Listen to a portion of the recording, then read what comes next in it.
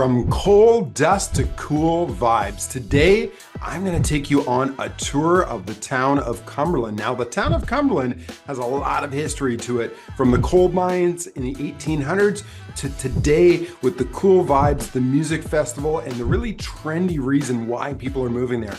I'm going to take you deep inside of the computer today with me. We're going to go on a guided Google map tour of the town of Cumberland. Now, you'll want to stick around to the end because I'm going to share with you a fun fact about Cumberland that not a lot of people know that you'll want to know for when you are coming on your next visit here. So let's go get after it right now.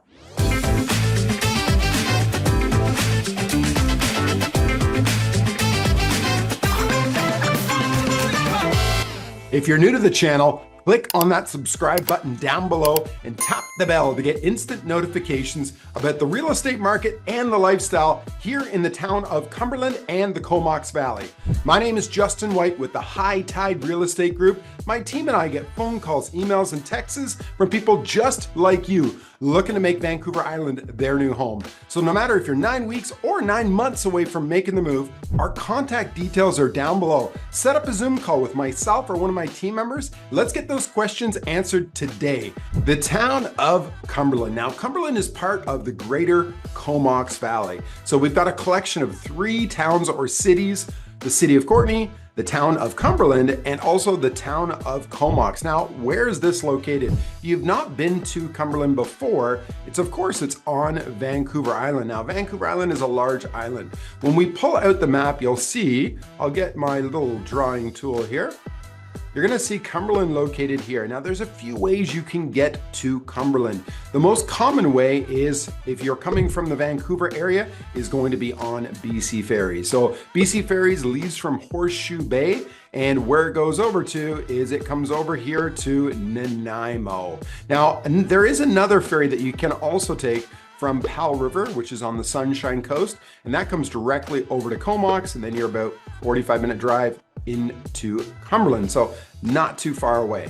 Now, when you get to Nanaimo, I'm just going to zoom this in, it's actually quite easy of a travel. Now, on Vancouver Island, we have one major highway that is going up and down the island, so it is hard to get lost. But also keep in mind, in our highest tourism peak season, which starts June, July, August, and September, take into consideration that there's going to be a lot of traffic. We have RVs, boats, so it's not uncommon to get traffic. Nothing compared to the Vancouver area. So when you land over in Nanaimo, you'll hop on the Highway 19, which will go all the way up into the Comox Valley and Cumberland area. So plan on an hour to an hour and a half drive to get from Nanaimo up to the Cumberland area. Now, very easy. Once you get to Cumberland, there's a huge exit sign. You pull off there and you're 5-minute drive into the town of Cumberland. The other way that you can get to Cumberland, which is one of my favorites, is Harbour Air. Harbour Air does a service that will actually fly from Vancouver all the way over and land into Comox. So if you have somebody that'll pick you up or you're getting a rental car, you could be there in as little as 25 minutes from downtown Vancouver over to downtown Comox. So if you're looking for an adventure in a seaplane, this is a float plane, so it takes off from water and then comes and lands in water. That's a great way to do it. Your third way to go over would be from YVR, which is the Vancouver International Airport. They do a domestic flight that will fly over, change our color here, it'll fly actually over and land into Comox YQQ, which is an international and domestic airport. That way as well, you've got about a 25-minute flight. That's fun, but if you ask me, I would go for the seaplane. It flies at a lower altitude, so you can really take in a lot of the scenery, the greenery, the mountain ranges, the ocean. If you haven't done it, it's something I highly recommend. Now, if you're watching this video, it's because you're doing market research and you're thinking about moving to the area. It can be a little confusing. There's a lot of C words. When we talk about the Comox Valley, people will go, what's Courtenay? What's Comox? What's Cumberland? What is the difference on all of these C words and why are they all C words? I have no idea. I've lived here 30 years. I know a lot of these names come from the First Nation, but C seem to be a favorite word. And if we're talking Spanish, CC, meaning yes. So what does the Comox Valley comprise of? If we look at the Comox Valley, it actually has a population of approximately 70,000 people. And it comprises of all of this area coming all the way down here: Union Bay, Comox, Courtenay, Black Creek, Merville, and then we come around in Cumberland. This is all the Comox Valley. And we are divided into townships and cities. So you've got the city of Courtenay, the town of Comox, and the town of Cumberland. Now, the town of Cumberland itself has a population averaging of 5,000 people. This does fluctuate seasonally. In the summer, you will notice a considerable increase of people and traffic there. A lot of people come here for the downhill mountain bike, which we'll talk about, and Comox Lake. This is your only access to Comox Lake, which is one of the largest lakes on North Vancouver Island. Again, planning on coming here in the summertime, book ahead. If you're looking at Airbnbs, there are no hotels in Cumberland area, so you'll be looking at Airbnbs. There are a few hostels around.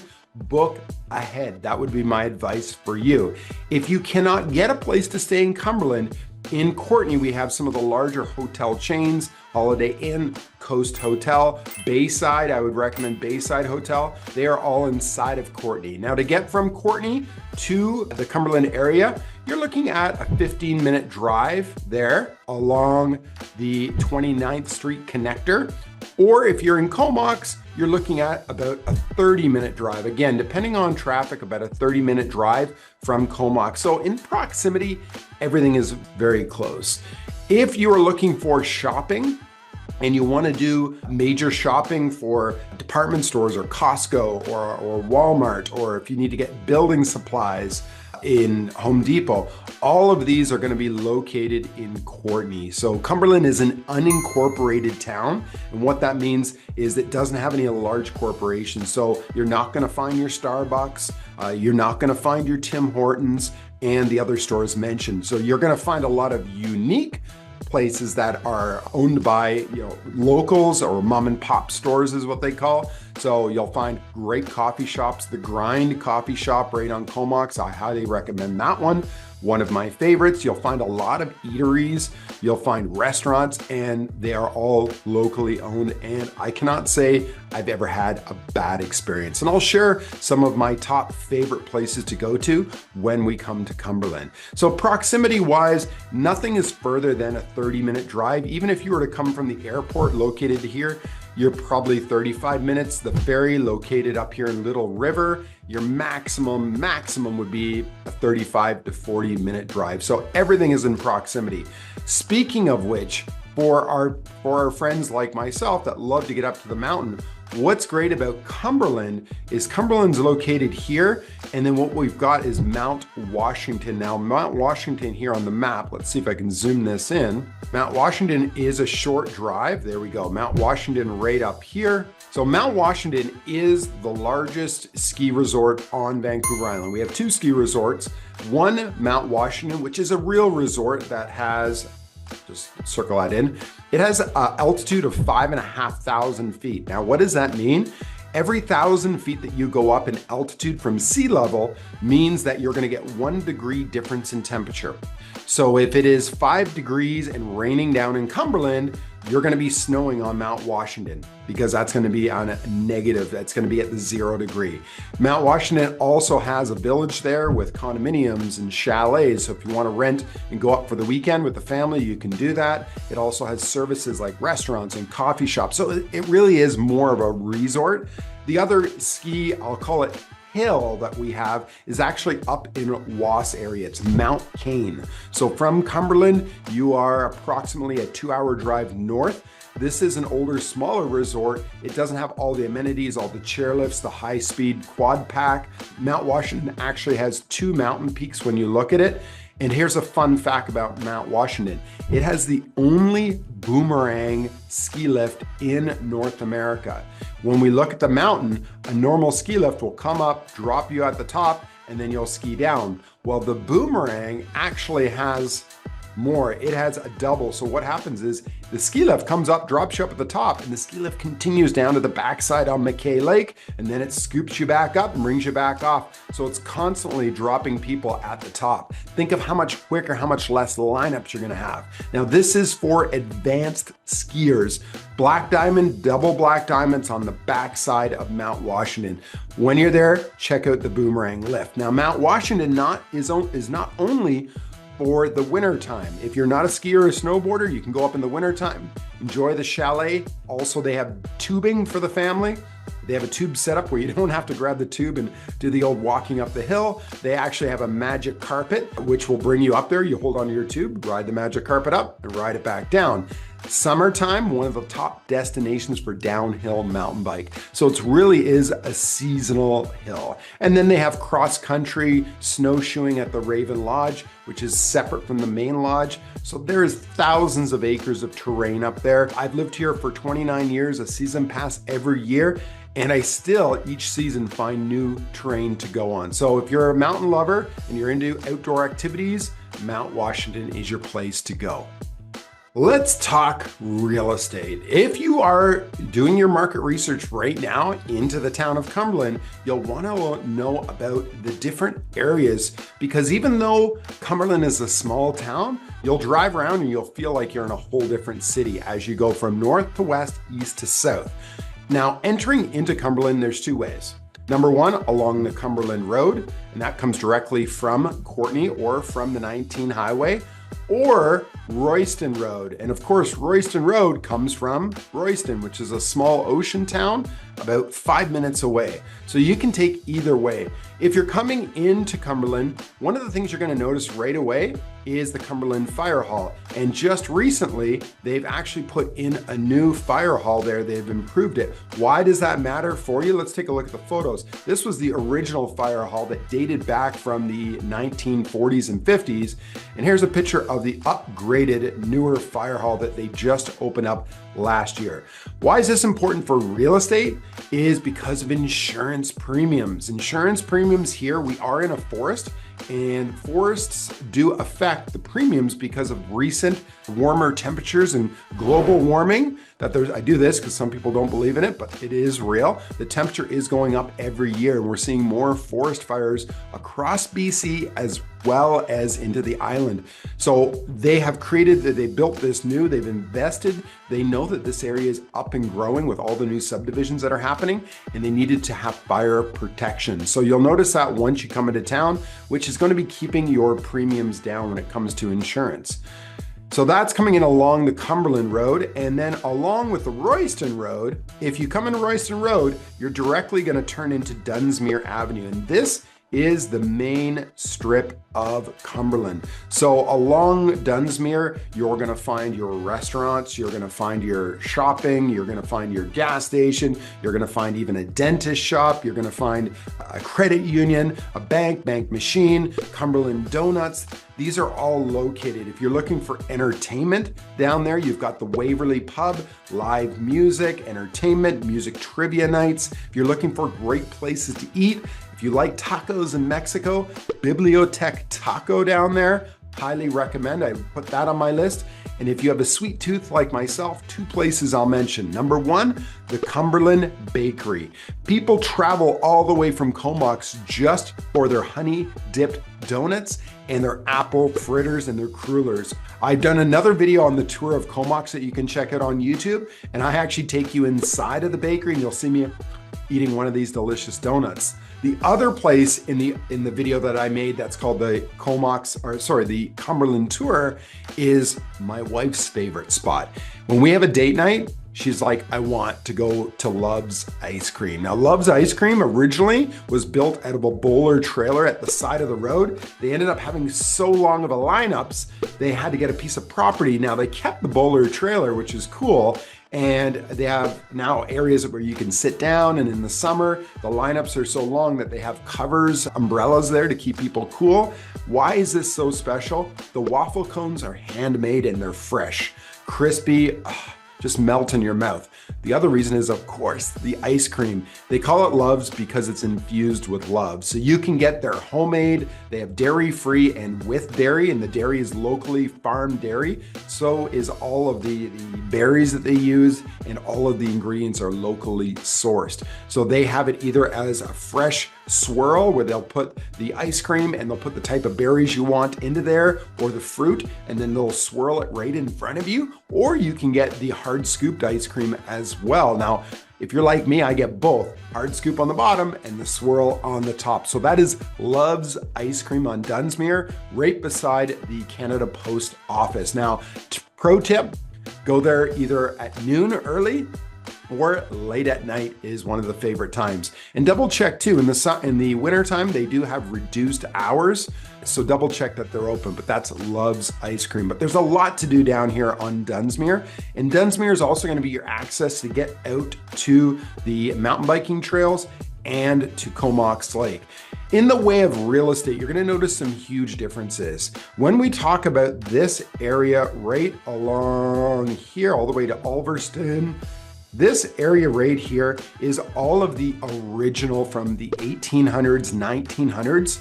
You're gonna notice the streets here are very rough, and they do not have sidewalks and they do not have curbs. They're just a step up from dirt roads, because back then this used to be a horse and buggy carriage area. So the roads are very rough. The homes are of the vintage where they have the rolled glass. A lot of them have the wood paneling on it. They are heritage style homes, some of them over 100 years old. Now you will see pockets where they've taken them down and put in new home construction, but the majority of homes are from that vintage of the early 1900s. So just be prepared. For some people, that's what they're looking for. That's what they love. For other people, they want something new home construction, something more modern. We're going to talk about that as well. Now there's this pocket also over here off Royston Road, and it's 8th Street, 9th Street, 10th Street, and 11. This was a new subdivision that popped through in the 1990s. So these homes here are gonna have the vinyl siding. They're gonna be a newer home construction, Duroid shingling on the top, vinyl windows. The one thing that you do wanna be careful with, and I always look at this with my clients, is in the 1990s, they had a type of plumbing called Poly B plumbing. It's a gray tubing. Recently, what's happened is insurance offices are not insuring it, or they're charging a very high premium, or they're requesting homeowners to replace that with a newer PEX style of plumbing. It's not that the pipes itself had any issues, the actual fittings would start to leak onto them. So something for you to be aware of as you're looking for real estate. Again, feel free, reach out to my team or myself at High Tide Real Estate Group. Our contact details are down below, and we're knowledgeable about the area. And this is something that is always on our radar for our clients, because you don't want to be stuck with a $15,000 to $25,000 bill once you buy a new home, having to replace that plumbing and also having them cut through the drywall and living through the mess of the renovation. Something to be aware of. Now we talk about newer home construction. When you're coming in along the Cumberland area, you're going to be noticing Kendall Avenue. If you turned right after the fire hall, Kendall Avenue is where all of the newer subdivisions started to get built. So they took this whole area here and they said, well, look, we want to start creating newer areas where we can have families, and also starting to have multi-family dwellings. There's a townhouse complex in here as well. It's one of the very first. And in this area, they started building in the 2000s, and they're still building today. So on the other video that we have of the Comox tour, you'll see I actually take you up into that townhouse complex onto Kendall, and then we start going out to all of these subdivisions here. And the homes that are out here sell for an average of 1 million plus. A lot of them are larger sizes, from 2,400 square feet all the way up to 3,600 square feet and even 4,000 square feet. Now, the benefits of being out in this area is the beautiful views of all the snow-capped mountains. It's quieter, it's just a little bit away from town. You're only a 5-minute drive though from here to downtown in Dunsmuir area. It's a very family-orientated area. A lot of kids that are in there. They have a park that's over there. It's fantastic. These homes are larger, newer style, hardy plank on the exterior, the vinyl siding. They have suites in the bottom of them, a large majority of them, and they keep pushing. So when you're out there, they actually have development notices on the end of all of these roads. So that way the town of Cumberland has already projected growth in this area. Now you'll see this little Pigeon Lake, and you're probably asking, how do I get to the lakes? We're gonna talk about that next. Little Pigeon Lake isn't a lake per se, it's actually the waste management of the Comox Valley. So in Cumberland, as you come into Cumberland, if you were to take a right on Bevan Road and come down here, this is actually our local waste management. So for the garbage removal, and they manage it quite well in there. So it's Pigeon Lake. So that may not be the area that you'll want to go to in the way of recreation. We're going to talk about that next. So let's go check that out. The jewel of the Comox Valley is the Comox Lake. Now the Comox Lake has a surface area of 2,100 hectares, and the average depth is 359 feet.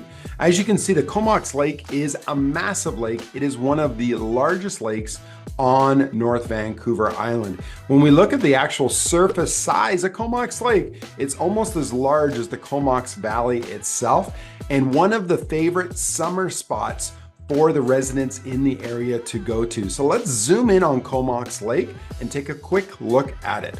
Comox Lake, the only way that you can access Comox Lake is going to be through Cumberland. So you'll be coming up that Highway 19 if you're coming south, or if you're coming from Courtenay, you'll be coming along the connector and you'll hit Cumberland, and then you'll drive along to go into Comox Lake. Now there's two ways to get into Comox Lake. There is the Cumberland side as well. If you come along Puntledge through Bevan, you can actually come in through the backside. This is where the dam is located. Comox Lake is fed by the snowpack and the glacier. It is also the reservoir that feeds all of the water to the Comox Valley. So this is literally, you're playing in the drinking water, which kind of baffles me when you see speedboats, wake surfers, water skiers, kids putting the water in their mouth and spitting it out as they float around on tubes. Don't worry, the water is treated. But this is the actual reservoir, so it does fluctuate up and down on two factors. Number one, if we have a great snow year, they're gonna open up the dam and allow it to flow down the Puntledge River. Or the other way is if we have less snowfall, they're going to actually close that up and allow the water to sit into the lake a lot longer. It is being a glacier-fed lake from the snowcaps, it can be very crisp at the beginning of summer. So make sure that you take that into consideration before you take the plunge into it. Now, Comox Lake, let's go a little further and deeper into it, because I want to show you some of the areas that you'll want to know about for Comox Lake.